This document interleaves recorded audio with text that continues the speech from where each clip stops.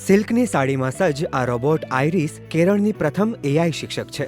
તેનું લોન્ચિંગ કેરળની રાજધાની તિરુવનંતપુરમમાં આવેલી કેટી હાયર સેકન્ડરી સ્કૂલમાં કરાયું. આઇરિસ જનરેટિવ એઆઈ સિદ્ધાંત પર વોઇસને ટેક્સ્ટ અને ટેક્સ્ટને વોઇસમાં કન્વર્ટ કરવાની ક્ષમતા સાથે કામ કરે છે. તે 3 ભાષાઓમાં કામ કરી શકે છે અને વિનંતી કરવા પર વિદ્યાર્થીઓ સાથે હેન્ડશેક પણ કરે છે. આ એઆઈ આધારિત હ્યુમનોઇડ 4 પૈડા પર ચાલે છે.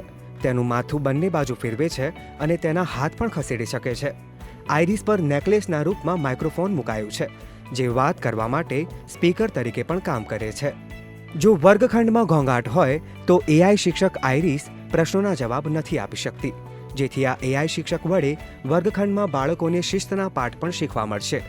આ પહેલ શાળાની અટલ ટિકરિંગ લેબનો એક ભાગ છે.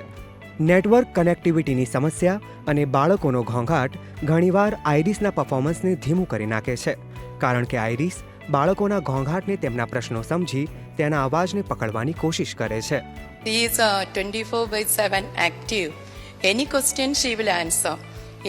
For the maths teacher, she is capable of in maths. But this Iris is capable of handling any subject under the universe. So students are enthusiastic and interested to interact with the Iris. One funny thing is, they are saying the Iris teacher did not give us the homework. So they did not ask a question by the Iris teacher. They will ask and she will answer. કેન્દ્ર સરકારે Atal tinkering લેબની સ્થાપના માટે આ શાળાને ₹20 લાખની grant આપી છે.